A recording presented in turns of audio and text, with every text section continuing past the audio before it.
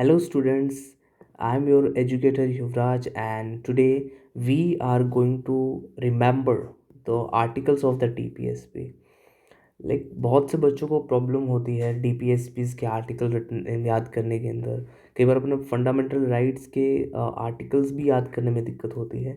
So basically इस series के अंदर अपने जो कॉन्स्टिट्यूशन के जो इम्पोर्टेंट आर्टिकल्स हैं उनको याद करने की ट्रिक्स देखेंगे। ठीक है। सो इस वीडियो के अंदर अपने DPSP के अंदर जितने भी आर्टिकल्स हैं जो याद करने में प्रॉब्लम्स होती है उन सबको अपने आज कुछ ट्रिक से कुछ स्टोरी से याद करेंगे। ओके, तो चलिए शुरू करते हैं। सो अपने स्टार्ट करते हैं आर्टिकल नंबर 36 से। सो बेसिकली कॉन्स्टिट्यूशन का आर्टिकल 36 और आर्टिकल नंबर 12 जो कि आपके पास फंडामेंटल राइट में आता है, दोनों सेम है। ठीक है। So article number 12 and 36 are similar and they both are defining the state. So article 12 और जो 36 है, मतलब 12 और 36 है, उसके अंदर स्टेट को डिफाइन करा गया है। इसके अंदर क्या बोला गया है बेसिकली कि apart from judiciary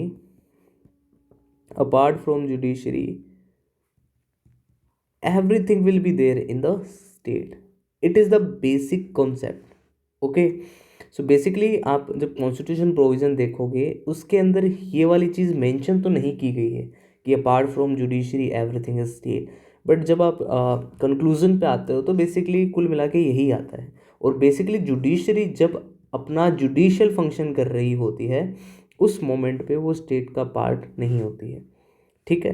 so basically अपने इतना डिटेल में नहीं जाने वाले हैं, अपने जस्ट इन प्रोविजंस को याद करने वाले हैं कि इसमें कौन से प्रोविज़न में क्या दिया गया है। तो आप जस्ट सिंपल याद रखिए कि जो आपके पास आर्टिकल नंबर 36 है वो कॉन्स्टिट्यूशन के आर्टिकल नंबर 12 के साथ कंप्लीटली मैच होगा। सो इस हिसाब से अपने DPSP शुरुआत हो चुकी है याद करने की कि जो आर्टिकल नंबर 36 है वो क्या करता है, स्टेट को डिफाइन करता है, just like article number 12। Is it okay? अब देखो आर्टिकल नंबर जो 13 है कॉन्स्टिट्यूशन का, वो आपके पास क्या कहता है। आर्टिकल 13 आपके पास एप्लीकेशन बताता है फंडामेंटल राइट्स की। ओके, कि fundamental rights are basically fundamental law of the land. They can't like they are justiciable in the nature, just like that. Article जो 13 है, आर्टिकल जो 37 है वो एप्लीकेशन बताता है डायरेक्टिव प्रिंसिपल्स की। सो आपके पास जो 36 और 37 है उसको याद करने की ट्रिक क्या है, इसको याद करने की बेसिकली कोई ट्रिक नहीं है। इसको आप याद कैसे रखोगे, आप कॉन्स्टिट्यूशन के आर्टिकल 12 और आर्टिकल 13 से इन दोनों को रिलेट कर लो। ठीक है। सो बेसिकली अपने DPSP को याद कैसे करने वाले हैं, DPSP को अपने इस हिसाब से याद करने वाले हैं कि कुछ की जहाँ पे जो ट्रिक्स बनेगी वहाँ पे मैं ट्रिक्स बताऊँगा, और जहाँ पे आप कॉन्सेप्ट्स के थ्रू चीज़ें लगा सकते हो वहाँ पे आप कॉन्सेप्ट्स के थ्रू उन चीज़ों को याद करो। सो आर्टिकल 36 और 37 को याद करने के लिए कोई ट्रिक की ज़रूरत नहीं पड़ेगी। इसको आप जस्ट इस तरह से समझ सकते हो कि आर्टिकल जो 36 है वो आर्टिकल 12 की तरह है जो स्टेट को डिफाइन करेगा, और आर्टिकल जो 37 है वो 13 की तरह है। यहाँ पे 13 के अंदर फंडामेंटल राइट्स के एप्लीकेशन को बताया गया था, यहाँ पे 37 के अंदर एप्लीकेशन ऑफ डायरेक्टिव प्रिंसिपल्स को बताया गया है। ठीक है। सो आपके पास दो आर्टिकल आपको हमेशा याद रहने चाहिए। 36 is defining the state and 37 is talking about the application of directive principle. Or if I talk about what is the actual application, then I can say that directive principles are not justiciable in the nature, justiciable in the court of law. ठीक है। सो इन DPSP को लेके आप court के अंदर नहीं जा सकते हो कि dear supreme court, this thing has been given in the DPSP but state is not providing us, ठीक है, फैसिलिटीज़। सो इस प्रोविजंस के थ्रू आप है ना स्टेट, आप जुडिशरी में नहीं जा सकते हो। आप नहीं बोल सकते हो कि स्टेट ने आपका जो आपके पास DPSP में जो प्रोविज़न दिए गए हैं वो वायलेट किए हैं। ठीक है। So these are not justiciable in the nature. So आपके पास दो आर्टिकल कंप्लीट हो चुके हैं। अब बात करते हैं नेक्स्ट आर्टिकल की। अभी देखो, अभी यहाँ से अपने एक स्टोरी स्टार्ट करते हैं। उस स्टोरी के थ्रू अपने ये 3 आर्टिकल याद करने वाले हैं, 39, 38, 39 एंड 39A। और इसके साथ अपने विलेज पंचायत वाला जो आर्टिकल है इसको भी याद कर लेंगे। तो देखो स्टोरी क्या है। You know very well that आपके पास जो DPSPs होती है basically, just give me a moment, या यहाँ आई कैन राइट हियर। सो जो DPSP है ना, बेसिकली आपके पास सोशल एंड इकोनॉमिक राइट्स है वो। DPSPs are nothing but social and economic rights, just like fundamental rights are political rights. DPSP क्या बताता है आपके पास? DPSP आपको बताता है जैसे for example right to work के बारे में आपको देता है। आपको सोशल डिस्क्रिमिनेशन को रोकने के लिए बहुत सारे प्रोविजंस DPSP मिलेंगे। इवन फंडामेंटल राइट्स में भी वो है, बट मेनली जो फंडामेंटल राइट्स है वो पॉलिटिकल नेचर पे बात करता है। ठीक है, वहीं DPSP क्या करता है, सोशल और इकोनॉमिक नेचर पे बात करता है। अब जैसे आपके पास एक पर्सन है, जैसे फॉर एग्जांपल इस पर्सन का नाम दे देता हूँ मैं A। This person is belonging to schedule caste, और you can say that this person is belonging from scheduled tribes. So इस पर्सन ए ने बहुत सारे सोशल डिस्क्रिमिनेशन देखे हैं। तो आपको क्या करना है, इस पर्सन का वेलफेयर करना है। ठीक है, DPSP का मेन पर्पस क्या है, सोशल और इकोनॉमिक राइट्स है बेसिकली। तो ये क्या कर रहे हैं, इस पर्सन का वेलफेयर करने की तो ट्राई कर रहे हैं। तो जो एक्चुअल DPSP जो आर्टिकल 38 से स्टार्ट होती है, इसके अंदर जो अपना सबसे जो फर्स्ट पर्पस है, वो पर्पस क्या है, आपको promotion of the welfare of people करना है। ठीक है, सो कहने का मतलब जब आप आर्टिकल को याद करने जा रहे हो तो सबसे पहले माइंड में क्लियर रखो कि DPSP के जो एक्चुअल आर्टिकल्स जहाँ पे DPSP के कोर प्रिंसिपल्स दे रखे हैं वो आर्टिकल नंबर 38 से स्टार्ट होते हैं। और जो DPSP का जो मेन पर्पस है वो वेलफेयर से स्टार्ट होता है। ठीक है, तो welfare of the people, so that's why article number 38 के अंदर आपको वेलफेयर ऑफ द पीपल दिया गया है। यहाँ अगर इस चीज़ को आप समझ गए और इस चीज़ को आप याद रख सकते हो इस मेथड से, तो आगे चीज़ें बहुत ईजी हो जाएगी। अब देखो वेलफेयर ऑफ द पीपल आप कैसे करोगे, वेलफेयर ऑफ द पीपल आप कैसे करोगे, आप कुछ ना कुछ पॉलिसी बनाओगे। स्टेट क्या करेगा, कुछ ना कुछ पॉलिसी बनाएगा, और वो पॉलिसी क्या करेगी आगे जाके, मतलब कुल मिला के पीपल्स का वेलफेयर करेगी। सो इस वर्ड को ध्यान रखना, welfare of the people. So welfare of the people को करने के लिए स्टेट क्या करेगी, पॉलिसी बनाएगी, और उस पॉलिसी को किसको फॉलो करना पड़ेगा, स्टेट को फॉलो करना पड़ेगा। इस तरह से आपके 2 आर्टिकल हो गए। आर्टिकल नंबर 38 आपको क्या प्रोवाइड करेगा, promotion of welfare of the people. ठीक है, और आर्टिकल नंबर 39 क्या बताएगा कि आपको कुछ सर्टेन प्रिंसिपल्स लाने पड़ेंगे पॉलिसी के अंदर, और जो कि स्टेट फॉलो करेगा, जिसके through welfare of the people हो जाएगा। सो इस तरह से आप याद, इस ट्रिक से आप कुल मिला के इस कॉन्सेप्ट से आप याद कर सकते हो कि 38 में वेलफेयर ऑफ द पीपल, 39 के अंदर पॉलिसी। ठीक है, अब देखो आगे देखते हैं। अभी मैंने बोला कि आपको कुछ ना कुछ पॉलिसी बनानी पड़ेगी, उसी का एक एग्जांपल देखो कि आपको क्या करा, वेलफेयर ऑफ द पीपल करना है, इसलिए हमने क्या करा, equal justice and free legal add ये प्रोवाइड करा गया था 42nd कॉन्स्टिट्यूशन अमेंडमेंट एक्ट के अंदर इंदिरा गांधी मैम के द्वारा। ठीक है, सो इस चीज़ को आप यहाँ से भी रिलेट कर सकते हो। तो इस तरह से आपके 3 आर्टिकल्स आपके हो गए कि आर्टिकल नंबर 38 जो कि आपको बताता है कि आपको वेलफेयर ऑफ पीपल करना है, आर्टिकल 39 जो आपको बताता है कि अगर वेलफेयर करना है तो आपको एक पॉलिसी लानी पड़ेगी, और उस पॉलिसी के कुछ ना कुछ प्रिंसिपल होने चाहिए। और उसी का एग्जांपल देते हुए आपने ये आर्टिकल भी याद कर लिया कि जैसे 39A के अंदर क्या दिया गया है, equal justice and free legal aid. Is it clear? So इस तरह से अपने 5 आर्टिकल याद कर चुके हैं, 36, 37, 38, 39 एंड 39A। 36 में अपने क्या करा, स्टेट, डेफिनेशन ऑफ स्टेट। 37 के अंदर क्या करा, एक तरह से कुल मिला के provisions of the DPSP, basically what are the actual like power of the DPSP।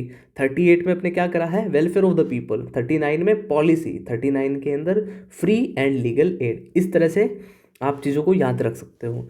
अभी आगे और ट्रिक्स आएंगी, सो वीडियो को देखते रहिए ऐसे। सो अब अपने बात करने वाले हैं आर्टिकल नंबर 40। अब देखो मैंने बात करी कि आपके पास पीपल का आपको वेलफेयर करना है डीपीएसपी के अंदर। अब जब अपने देखते हैं गांव की तरफ, तो जब अपने बात करते हैं डिस्क्रिमिनेशन की, so I want to know from your personal experience, जो डिस्क्रिमिनेशन है वो कौन से एरियाज़ के अंदर ज़्यादा है? वो रूरल एरिया के अंदर ज़्यादा है या फिर अर्बन एरिया के अंदर? So this is the very simple that आपको आपका जो डिस्क्रिमिनेशन है वो रूरल एरिया में कहीं ज़्यादा है रादर देन अर्बन एरियाज़ के अंदर। इसीलिए पीपल्स का वेलफेयर करने के लिए आर्टिकल 40 लेके आए। ठीक है। सो कहने का मतलब पहले वाली स्टोरी से आप रिलेट करते रहना कि पहले वाली स्टोरी के अंदर अपनों ने क्या करा था। एक एक पर्सन था जिसको अपने को क्या करना था, वेलफेयर देना था। उस वेलफेयर के लिए अपने पॉलिसी लेके आए। ठीक है, वेलफेयर करने के लिए हम पॉलिसी लेके आए, और उसी पॉलिसी के अंदर जैसे उस पॉलिसी का एक अपनों ने एग्जांपल लिया था, ये वाला 39A के अंदर। ठीक है, इसी पॉलिसी को अपने इसी वेलफेयर को कंटिन्यू करने के लिए अपनों ने क्या करा है, ऑर्गेनाइजेशन ऑफ विलेज पंचायत। क्योंकि सबसे ज़्यादा डिस्क्रिमिनेशन कहाँ पे होता है? सबसे ज़्यादा डिस्क्रिमिनेशन होता है विलेज के अंदर, इसलिए हमने ऑर्गेनाइजेशन ऑफ विलेज पंचायत करा। इस तरह से आप इस स्टोरी से रिलेट करके आर्टिकल 40 को भी याद कर सकते हो। अब देखो कहानी आगे आती है शुरू। अभी एक पर्सन है, जैसे इसको इमेजिन करना, दिस पर्सन इज ए। ठीक है, ये गया था कॉन्स्टिट्यूशन ऑफ इंडिया के पास। ठीक है, जैसे सपोज करो कॉन्स्टिट्यूशन ऑफ इंडिया को अपने एक पर्सन बना लेते हैं, दिस इज द कॉन्स्टिट्यूशन बाबा। ठीक है, कॉन्स्टिट्यूशन बाबा। सो ये पर्सन ए कॉन्स्टिट्यूशन बाबा के पास जाता है कि बाबा आपने डिस्क्रिमिनेशन को कम करने के लिए, विलेज में डिस्क्रिमिनेशन को कम करने के लिए आपने ऑर्गेनाइजेशन ऑफ विलेज पंचायत तो बना दिया, लेकिन अभी मैं क्या करूँगा? मेरे पास न तो काम है ना धंधा है। तो इस सिचुएशन में ना तो मेरे पास एजुकेशन है ना ही कुछ हो रहा है, तो मैं इस सिचुएशन में क्या करूँगा? यहाँ पे कॉन्स्टिट्यूशन बाबा अपने रिप्लाई करते हैं कि जाओ बेटा, मैं तुम्हें राइट टू वर्क देता हूँ, that is MG NREGA. MG NREGA क्या है? MG NREGA is a scheme that are providing right to work. Okay, right to work, right to education and public assistance in the certain cases. So कुल मिला के आप एक keywords, कुछ कीवर्ड्स को याद रखो, उसके थ्रू पूरा का पूरा आर्टिकल आपके मतलब मेमोरी में रहेगा। इसी स्टोरी को आगे कंटिन्यू करना। ये बोलता है कि बाबा चलो 40 आर्टिकल के अंदर कॉन्स्टिट्यूशन बाबा ने इस पर्सन को राइट टू वर्क तो दे दिया, बट प्रॉब्लम क्या आई कि जैसे सपोज करो यहाँ पे एक पर्सन है पी। पहले आप जानते हो मॉडर्न इंडिया में आपने पढ़ा होगा कि देयर वाज अ जिम्मेदारी सिस्टम इन लाइक इंडिया। सो उस जिम्मेदारी सिस्टम में क्या होता था, ये जो वर्कर्स थे ना बेसिकली ये हंसते नहीं थे, इनकी कंडीशन ऐसी थी। क्योंकि ये जो जिम्मेदार कुल मिला के जिम्मेदार जो थे कुल मिला के, तो वो जो पर्सन थे इन इन इनको मतलब एक तरह से टॉर्चर करके रखते थे। सो उसी सिचुएशन के अंदर क्या हुआ, ये पर्सन ए पहले तो हंस रहा था, ये जब राइट टू वर्क दिया तो बहुत हंसा आर्टिकल 41 के अंदर, बट जैसे ही कॉन्स्टिट्यूशन बाबा की नज़र हटी तो क्या हुआ, इस जो एक, I am not able to recall this word, sorry यार। कुल मिला के ये जो बी पर्सन था इसने टॉर्चर करना शुरू करा, और टॉर्चर क्या करा कि इसने जो वर्किंग कंडीशन थी वो बहुत पुअर कर दी, वर्किंग कंडीशन बहुत पुअर कर दी। इसलिए जो ए था वो भाग के जाता है फिर से किसके पास, कॉन्स्टिट्यूशन बाबा के पास। सो कॉन्स्टिट्यूशन बाबा के पास जाके बोलता है, बाबा बाबा आपने राइट टू वर्क तो दे दिया आर्टिकल 41 के अंदर, बट मेरी वर्किंग कंडीशन बहुत पुअर है, मैं क्या करूँ इस सिचुएशन के अंदर? तो यहाँ आते हैं हमारे कॉन्स्टिट्यूशन बाबा फिर से। तो बोला बेटा जा मौज कर, तुम्हें मैं देता हूँ just and human conditions of work and maternity relief. Maternity relief किसको दे दी? इसकी वाइफ को दे दी। ठीक है, 42 के अंदर आपके पास जस्ट एंड ह्यूमन कंडीशंस दे दी for work and maternity relief. अब देखो ये सब करने के बाद ये पर्सन ए फिर से खुश हुआ, इसके चेहरे पे फिर से मुस्कान आई, क्योंकि घर पे वाइफ मैटरनिटी रिलीफ के अंदर आराम से रह रही है, इसको कोई काम नहीं करना पड़ रहा है, प्लस के अंदर इसके पास मनी भी आ रही है। लेकिन ये जो पर्सन है इसकी खुशी ज़्यादा दिन नहीं टिकी, और होता क्या है कि ये जो पर्सन बी था, सॉरी यार डायग्राम हट चुका है, जो पर्सन बी था उसने क्या करा, जो वेजेस थे उसको कट कर दिया। पर्सन बी थे, पर्सन ए के जो वेजेस थे उसको कट कर दिया। फिर ये फिर से भागेगा कॉन्स्टिट्यूशन ऑफ इंडिया बाबा के पास कि बाबा बाबा मेरी खुशी एक बार फिर से हट चुकी है।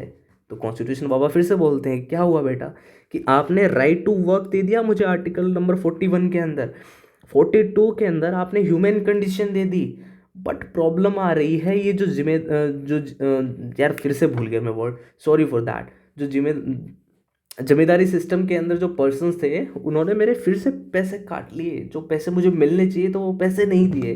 तो फिर 43 के अंदर बाबा क्या करते हैं, पहले राइट टू वर्क दिया, याद रखना भूल मत जाना, राइट टू वर्क दिया 41 के अंदर, 42 के अंदर उन्होंने क्या दिया, just human condition for work and maternity relief. And 43 में क्या करते हैं बाबा, कॉन्स्टिट्यूशन बाबा ने लिविंग वेजेस बना दिया कि जाओ बेटा, अगर इसके बाद अगर आपको प्रॉब्लम होती है तो मेरे पास कोई चारा नहीं है, क्योंकि मैंने आपको सब कुछ दे दिया है, आपको मैंने राइट टू वर्क दे दिया है, ठीक है, उससे पहले आपको विलेज पंचायत ऑर्गेनाइज करने का मौका दे दिया है, उसके जस्ट बाद के अंदर मैंने लिविंग वेजेस भी दे दिया है, अब मुझसे गांव वालों तुम उम्मीद मत करना। कॉन्स्टिट्यूशन बाबा को लगा कि प्रॉब्लम सॉल्व हो गई, लेकिन प्रॉब्लम थी कि सॉल्व हो ही नहीं रही थी। अभी सिचुएशन क्या आई कि ए तो सेटिस्फाई हो गया उसके डिसीजन से, कॉन्स्टिट्यूशन बाबा के डिसीजन से, ठीक है, अब प्रॉब्लम आ गई एक person, that is C, sorry for interruption. अब प्रॉब्लम आ गई सी को, कॉन्स्टिट्यूशन ऑफ इंडिया बाबा, यार sorry for misconvenience because I haven't recorded any video before this, so please इसको थोड़ा सा मतलब सेटिस्फाई होकर सुनना शांति से। सो कॉन्स्टिट्यूशन बाबा को फिर से प्रॉब्लम आई, और अब प्रॉब्लम आई सी से। सी बोले बाबा आपने विलेजेस के लिए तो बहुत सारा कुछ कर दिया, कुछ हमारे लिए भी कर दो।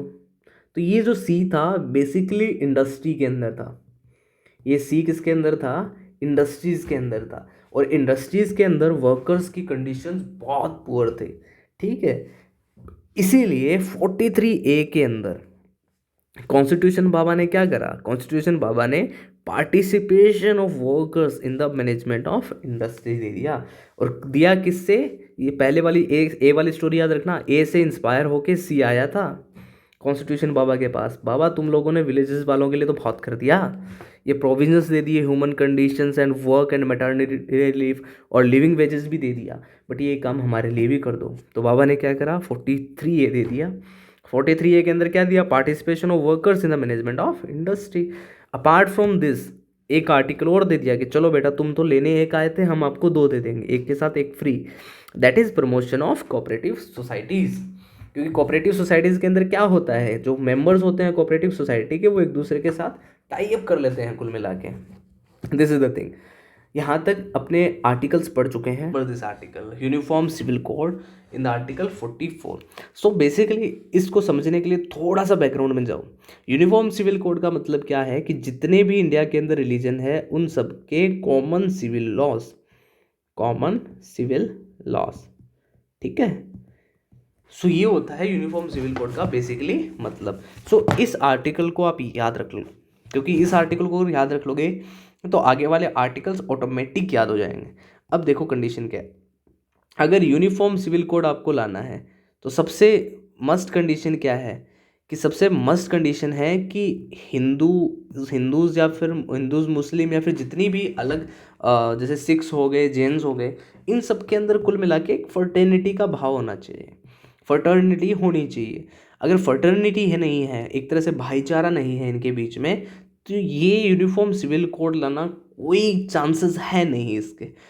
और अपने एक चीज़ जानते हैं कि अगर अपने बात करें बच्चों की, तो बच्चों को आप जिस हिसाब से रखोगे ना उस हिसाब से ही वो ढल जाएंगे। अगर बच्चों को बचपन से सिखाया गया है कि ये तो पर्सन है, मतलब कुल मिला के ये मान लो सपोज करो ये हिंदू है या फिर ये सिख है, अगर बचपन से इनके माइंड में कुछ डाल दिया कि यार हिंदू और सिख इनके आपस में नहीं बनती है, आप है ना, मतलब कोई भी सिख है इसके साथ आप अच्छे से मत ट्रीट करना, कुल मिला के अगर बच्चों को इस तरह की चीज़ें अगर बचपन में डाल देंगे तो क्या होगा, धीरे धीरे करके इनके बीच में सेपरेशन आना शुरू हो जाएगा।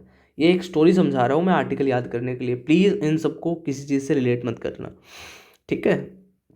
सो इसको अगर बचपन में ये सब चीज़ें डाल देंगे तो क्या होगा कि इनके बीच में सेपरेशन आएगा। That's why if we want to implement uniform civil code for the citizens, तो अपने क्या करेंगे, अपने बच्चों के माइंडसेट को चेंज करेंगे। और बच्चों के माइंडसेट को कैसे चेंज कर सकते हैं, अपने बच्चों को एजुकेशन प्रोवाइड करके।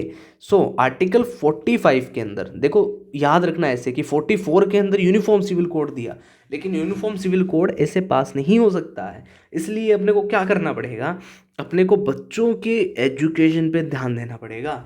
सो बच्चों को अपने को एजुकेशन प्रोवाइड करनी पड़ेगी less than 6 years. Apart from that अपने को अर्ली चाइल्ड केयर पे भी ध्यान देना पड़ेगा। किसके लिए, यूनिफॉर्म सिविल कोड अगर लाना है तो। Sorry for interruption. सो इस तरह से आप 44 एंड 45 को याद रख सकते हो। उसके बाद देखो, अब बात आती है नेक्स्ट। अब आते हैं हमारे एक भाई साहब। इस भाई साहब का अपने नाम लेते हैं चिंटू लाल। आई डोंट नो ये नाम मैंने क्यों लिया है, बट ये नाम मैंने लिया है। सो इस पर्सन का नाम दे दिया हम लोगों ने चिंटू लाल। इस चिंटू लाल जाता है भाई साहब अपने कॉन्स्टिट्यूशन ऑफ इंडिया बाबा के पास। ये है हमारे बाबा। और who is what is the name of this बाबा, constitution of India. So Chintu Lal भागा कॉन्स्टिट्यूशन ऑफ इंडिया के पास, बोले बाबा आपने यूनिफॉर्म सिविल कोड लाने की बात बोल दी, आपने हिंदू मुस्लिम सिख इन सबको एक तरह से एक प्लेटफॉर्म पे लाने की बात कर दी, बट मेरा क्या होगा बाबा, मैं हूँ SC ST और other backward section of society, हमारा क्या होगा। हम हिंदूज तो है बट हमारी सिचुएशन बहुत गंदी है। हिंदूज हमें इतना मतलब एक तरह से कुल मिला के सप्रेस करके रखते हैं, तो हम क्या करेंगे। तो फिर बाबा की दिमाग की बत्ती जली कि बेटा सिर्फ यूनिफॉर्म सिविल कोड लाने से इंडिया की सारी प्रॉब्लम ख़त्म नहीं हो जाएगी, अपने को SC ST OBC के लिए भी कुछ ना कुछ करना पड़ेगा। तो फिर बाबा आए हमारे आर्टिकल नंबर 46 के साथ। 44 से यूनिफॉर्म सिविल कोड शुरू हुआ, 45 में ये वाली बात बोल दी।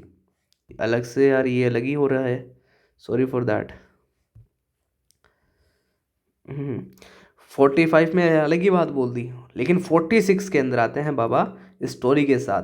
और schedule tribes and other weaker section को एजुकेशन एंड इकोनॉमिक इंटरेस्ट का एक तरह से प्रमोशन करने के लिए आर्टिकल दे दिया। सो बाबा हमारे बहुत मेहरबान है इस मामले में।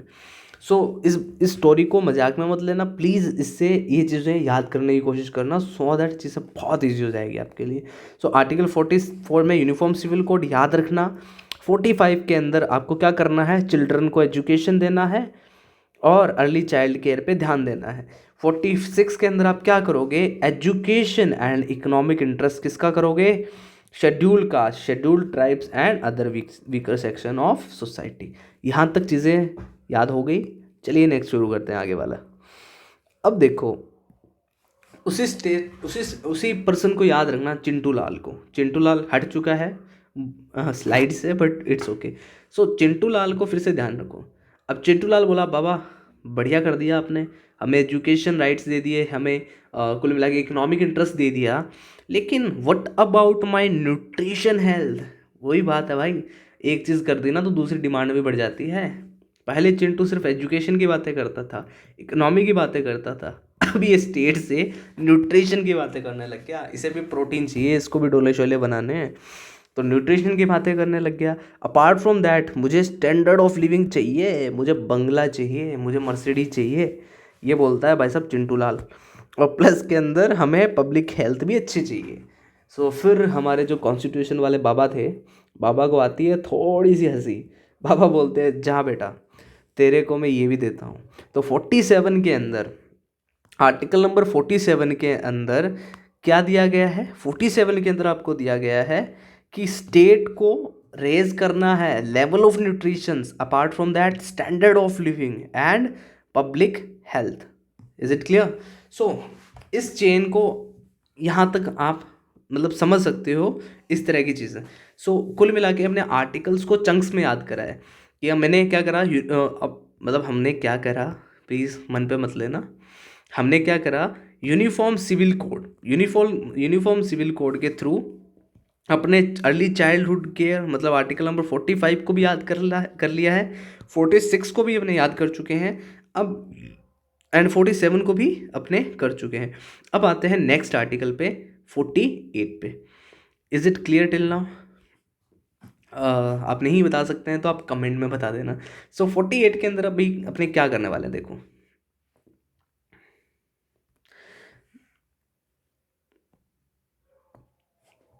देखो 48 में क्या करेंगे। इंडिया इंडिया के इंडिपेंडेंस की बात करते हैं। इंडिया इंडिपेंड कब हुआ था? 1947 के अंदर। अब देखो अगस्त 1947 के अंदर इंडिया इंडिपेंडेंट हुआ। लेकिन दिक्कत क्या थी उस टाइम? इंडिया के पास सबसे बड़ी प्रॉब्लम क्या थी? पॉवर्टी थी। ठीक है, अनएम्प्लॉयमेंट वगैरह तो आज भी चलती है, पॉवर्टी आज भी है, अनएम्प्लॉयमेंट आज भी है। लेकिन सबसे जो मेन प्रॉब्लम थी फूड की, और फूड कहाँ से आएगा? एग्रीकल्चर से। जो ब्रिटिशर्स थे वो कॉमर्शियल क्रॉप्स पे ध्यान देते थे, ठीक है, जो फूड ग्रेन्स थे उस पर ध्यान नहीं देते थे। तो प्रॉब्लम क्या आई? देखो ये स्टोरी है, इसका तथ्यों से कोई लिंक नहीं है। प्लीज़ तथ्यों से रिलेट करने की कोशिश मत करना, अदरवाइज मैं इसका रिस्पॉन्सिबल नहीं हूँ। सो 47 के अंदर गवर्नमेंट बनी, 3-4 महीने पार्टी वार्टी हुई। 1948 बोले तो आर्टिकल नंबर तेरी, सॉरी यार ये हद हो गई भाई।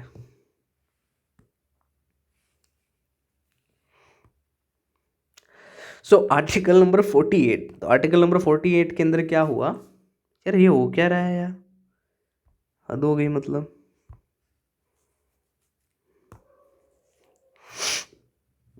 तो हुआ क्या कि आर्टिकल नंबर 48, ठीक है, 48 के अंदर इन्होंने क्या करा? एग्रीकल्चर और एनिमल हस्बेंड्री पे बात करनी शुरू कर दी। Is it clear? सो कहने का मतलब इस स्टोरी से आप ये चीज़ याद कर सकते हो कि 1947 के अंदर मतलब इंडिया इंडिपेंडेंट हुआ। लेकिन 3-4 महीने जो अपने कुल मिला के लेजिस्लेटर्स थे वो मज़े ले रहे थे, नहीं बोल कुछ नहीं करा उन्होंने, बहुत अच्छे थे वो। बट इन चीज़ों को याद करने के लिए बता रहा हूँ कि 1948 के अंदर उनको दिमाग में आया चलो एग्रीकल्चर पे कुछ करते हैं, इसलिए इन्होंने 48 के अंदर एग्रीकल्चर और एनिमल हस्बेंड्री को प्रमोट करा। Is it clear? अब इसी स्टोरी में ऐड कर लो। देखो एग्रीकल्चर है वो मेनली कौन से एरिया में होती है? विलेज एरिया के अंदर। और विलेज एरिया के जो लोग होते हैं वो इन्वायरमेंट को लेके बड़े कॉन्शियस होते हैं। इसीलिए आर्टिकल नंबर 48A के अंदर उन्होंने protection and improvement of environment, forest and wild life पे आर्टिकल दे दिया है इन्होंने। सो कुल मिला के आप इस चीज़ों को रिलेट करके आप इस तरह से याद कर सकते हो।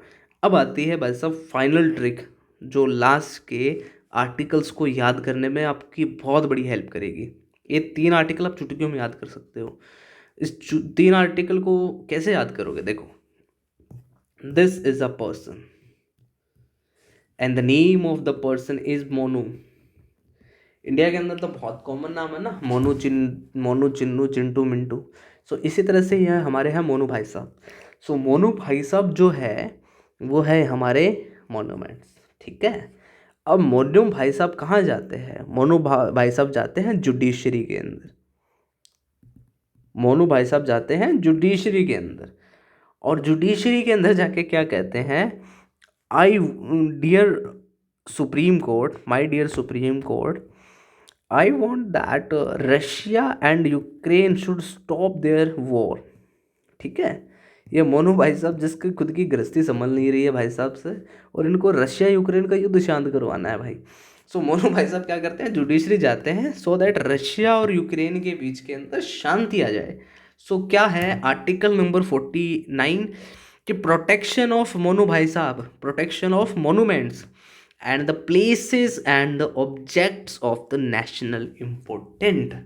ठीक है, याद रख लोगे। आर्टिकल नंबर 49 के अंदर क्या है? Protection of monuments and the places and the objects of national importance, ठीक है। एंड आर्टिकल नंबर 15 में क्या है? मोनू भाई साहब जुडिशरी में गए, that is separation of judiciary from the executive, ठीक है। और फाइनली आर्टिकल नंबर 51, सॉरी यार हद हो गई है मतलब यार। और आर्टिकल नंबर 51 के अंदर क्या है? International peace and the security. So इस तरह से आप डीपीएसपी के सारे आर्टिकल्स को याद कर सकते हो। Sorry this video has become too much lengthy, but please like करना, कमेंट करना एंड सब्सक्राइब करना। थैंक्स।